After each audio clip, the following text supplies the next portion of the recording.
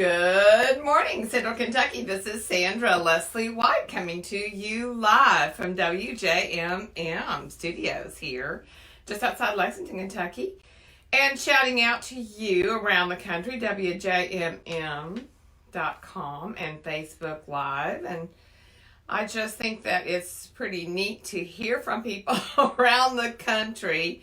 And so I'm just going to shout out to some really, really good friends down there in South Texas tuning in to the show today. Jackie, I really appreciate you and your comments and your support here at Lifting the Veil.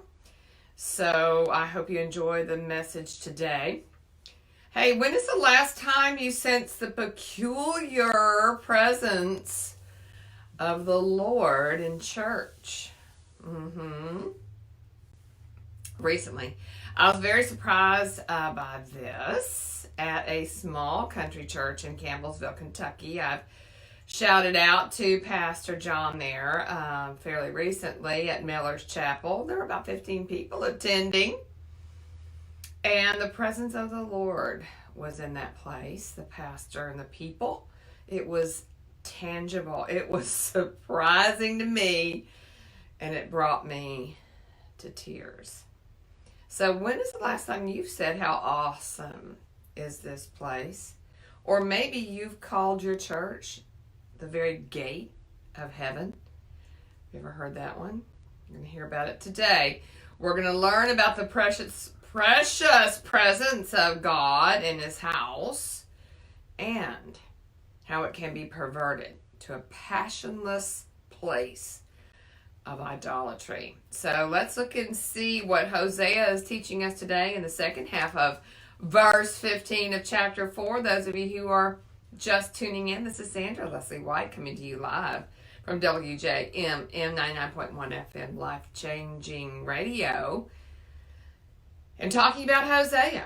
The title of the message today is Gate of Heaven. Let's go there right now to this gate of heaven. Can you find it in the passage? Let's look at Hosea 4:15. Then we're going to jump over, or I should say back, to Genesis 28. So in the New American Standard Version this morning, Hosea 4:15. Though you, Israel, play the harlot, do not let Judah become guilty. Also, do not go to Gilgal or go up to Beth Aven and take the oath as the Lord lives. All right, we're in Hosea chapter 4 verse 15, and so let's look at this. Yesterday we talked about the first half of this passage and talked about being guilty by association. If you want to check out that show, it's on my Facebook page. All of my shows are archived there, Sandra Leslie White Ministries. Or you can check out my podcast on Podbean for Lifting the Veil. I want to really look, though, more carefully into the second half of this. We know, at least we think, that the prophet Hosea, who is very intertwined with the voice of Yahweh. Sometimes we cannot distinguish the difference. I think that's happening in chapter 4. But it seems that Yahweh is really getting specific to the warning to His people, to Israel and the northern kingdom, the 10 tribes of the northern kingdom of Israel, the latter part of the 8th century BC. He likens all of this idolatrous worship to adultery, and he gives us the beautiful metaphor, if you want to say it, or storyline, or the living parable of Hosea, a holy prophet, being married to Gomer, an unholy, wayward wife. And so we're looking at Israel now as being as wayward as it can become, at least here in chapter 4. And then he goes on to warn Judah, the southern kingdom, which are the tribes of Judah and Benjamin. So when we look at the second half, he doesn't want Judah to become guilty in the first half of verse 15. But he goes and says this very specifically. Also, do not go to Gilgal or go up to Beth Aven. Now, let's look at those two places in the scriptures. Beth Aven literally means house of vanity or house of iniquity. It was a city east of Bethel. Now remember Bethel from Joshua 7:2, the house of God. We're going to go even further back with Bethel than that in just a moment.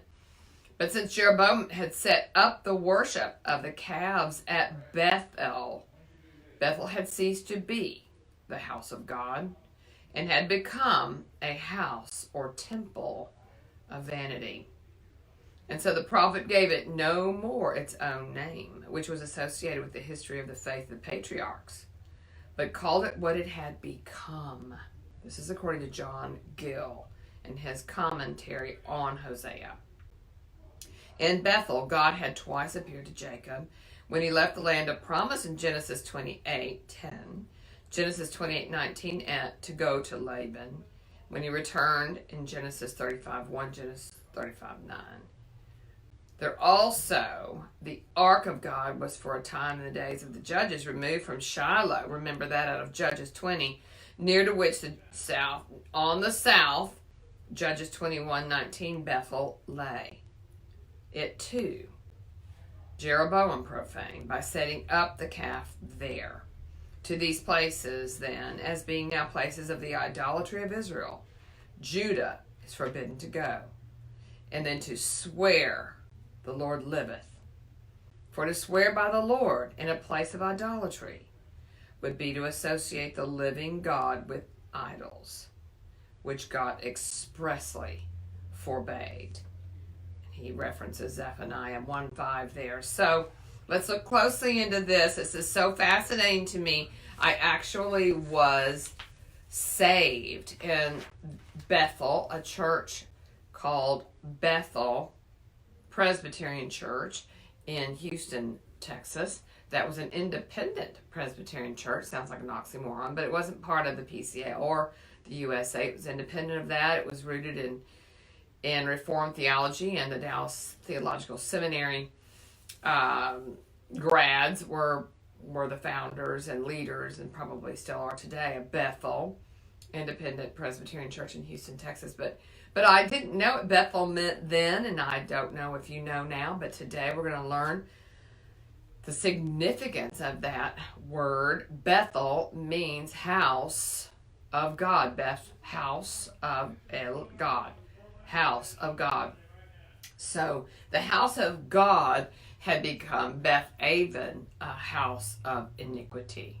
So it makes me think about, oh my goodness, it just makes me think. It makes me think about where the church is going today. It makes me think about just in the physical realm, how many churches have been, transitioned over to coffee houses, how many churches have gone so wayward from the Word of God that I wonder what the worship really is in that place. So we've got to really, really consider where we worship today and look at what we want to experience out of our worship as we look at the real background and meaning of the word Bethel. So let's look at Genesis 28:16 to 22 for a few minutes here. I just love this whole passage.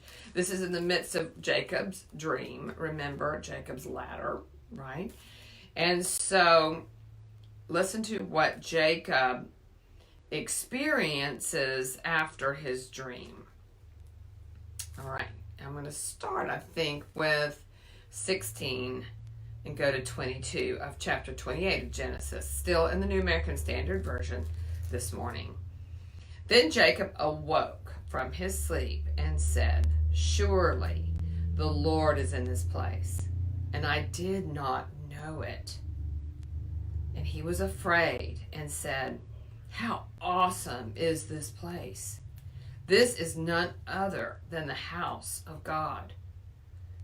And this is the gate of heaven. So Jacob rose early in the morning and took the stone that he had put under his head and set it up as a pillar and poured oil on its top. And he called the name of that place Bethel. However, previously the name of the city had been Luz. Then Jacob made a vow, saying, if God will be with me and will keep me on this journey that I take, and will give me food to eat and garments to wear, and I return to my father's house in safety, then the Lord will be my God. And this stone, which I have set up as a pillar, will be God's house. And of all that thou dost give me, I will surely give 1/10 to thee. Right, that is Genesis 28:16-22. This is sort of the foundation of the word Bethel or Bethel. This is where Jacob experienced God in a powerful way. And I want to look at that in verse 17 of chapter 20 of Genesis. He was afraid because in 16 he said, surely the Lord is in this place, and I did not know it. After he had this incredible sleep and dream of Jacob's ladder.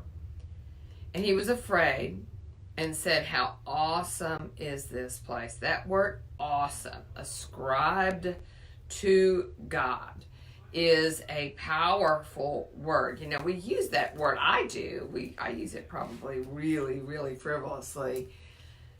But that word ascribed to God is either awesome in the just sort of a physical fear, or it's awesome in describing the very presence of God. He says how awesome, how powerful, how remarkable, how otherworldly, how fearful, how amazing, how magnificent is this place. This is none other than the house of God. Is that how you feel today about your place of worship? And this is the gate of heaven. Now, I had not known that. I knew Bethel and the house of God. But when I look closely at this, he also says, and this is the gate of heaven. Oh my goodness. So here we are in the house of God. It's an awesome place. He proclaims it as such because the Lord is in this place. Oh my goodness. Now we have a lot of worship songs. We have a lot of praise, a lot of music about the Lord is in this place. And, you know, we sing and we dance and we enjoy, you know, our contemporary worship, or we are in a very solemn place of worship where we revere God, perhaps in high church. I mean, wherever we are, is this your response? Is it mine? And I'm not suggesting that it's every time you walk through the doors of your church, but do you really know that this is the house of God? That this is where God meets you? That this is the gate of heaven for you? Oh man, I mean, I know house of God. That is a fairly common term, but it shouldn't be, but it is. But gate of heaven? Oh, gate of heaven? So I think it's important for us to realize that there are places. Jacob, sets up a pillar stone there. I love that. And remembers that place, renames that place Bethel. So I think it's so important for us to understand that we need to be in the presence of God and in awe of his presence, and that our house of God is where we meet him. And it is a gate of heaven where nobody else perhaps can go but you in that moment with him. I look forward to continuing on this conversation with you tomorrow. God bless you today.